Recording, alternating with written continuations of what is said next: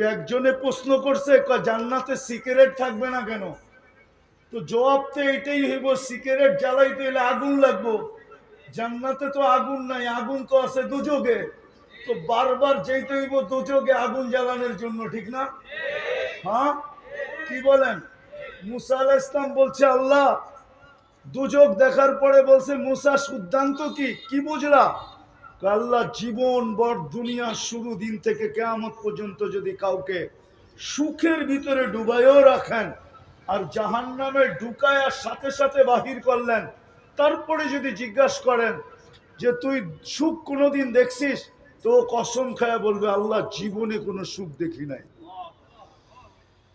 আর জাহান্নামের যে তেজ, গরম আর হিট যতক্ষণ শরীরে থাকবে, ওটা না জানি কত 100 বৎসর থাকবে। তাহলে আপনি যে সিগারেট খাবেন, আছে আমাদের সমাজে কিছু লোক আছে উদ্ভট প্রশ্ন করে, উদ্ভট, হুজুর সব পাওয়া যাবে, সিগারেট পাওয়া যাবে না কেন? ওই জান্নাত বলে শুনাইতেছিল, তো পাঠান বলতেছে, পাঠান হুজুরে তো সব কইলো, দুধ পাত্তির কথা তো কইলো না। দুধ পাত্তি বুঝেন? দুধের ভিতরে চায়ের পাত্তি ডাইলা দিয়া চা বানানো, এটা হলো দুধ পাত্তি। তো আরেক পাঠান বলতেছে, বেওকুফ, তুই শুনলি না জান্নাতে দুধের নহর আছে? শুধু পাত্তি ডাইলা দিমু, এটার ভিতরে দুধ পাত্তি হয়ে যাবে, তুই চিন্তা করিস কেন? দুধের নহর তো আছেই। উদ্ভট প্রশ্ন। আসেন তওবা করি, করবেন? কে কে করবেন? আল্লাহ কবুল করুক। নামান একটাতেই প্রস্তুতি হয়ে যাবে। আসেন আজকে শুধু এতটুকু অঙ্গীকার করি যে আজকের থেকে নামাজ ছাড়বো। পারবেন? পাক্কা? আপনি নাও পড়তে পারেন ইচ্ছা স্বাধীনতার কারণে, কিন্তু আমার কথা না, আব্দুল কাদের জিলানী রহমতুল্লাহ আলাইহির কথা। উনি লেখছেন, নাইলে আমি শুনাইতাম না।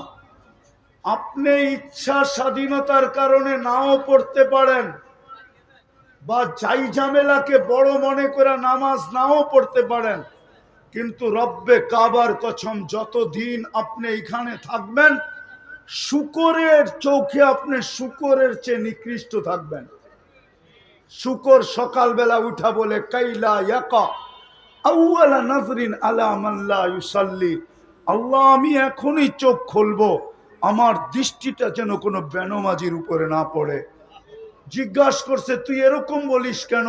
তুই তো সৃষ্টির ভিতরে সবচেয়ে নিকৃষ্ট। আমি হইতে পারি বটে, কিন্তু আমি ঘুমের থেকে উঠে আল্লাহর প্রশংসা করি। আর ওকে আল্লাহ 5 বার ডাকলো, ও আসলো না, আল্লাহর ডাকে সাড়া দিল না, বৃদ্ধা আঙ্গুল দেখাইলো, ও আমার চোখে আমার চেয়ে নিকৃষ্ট। বিদায় পায়ে হাত দিয়া বলি, যুবক, তোমাদেরকে যা করো করো, আমার আপত্তি নাই। তোমার জীবনে আমি চকিদার হয়ে আসি নাই, কিন্তু একটা জিনিস পায়ে হাত দিয়া বলবো, বিশেষ করে হিলফুল ফজুল আলাদেরকে বলবো, অঙ্গীকার করো আজকের থেকে নামাজ কোনোদিন ছুটবে না, না, না, না। পারবা? আল্লাহ আমাদেরকে আমল করার তৌফিক দান করেন। ওমা আলাইনা ইল্লাল বালাগ।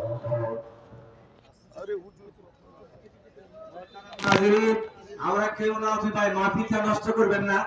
আমাদের আরো দুইজন দাওয়াতি মেহমান রয়ে গেছে। হযরত যে আলোচনা করেছেন যুবকদের উদ্দেশ্যে, আমাদের উদ্দেশ্যে, আমাদেরকে আমল করা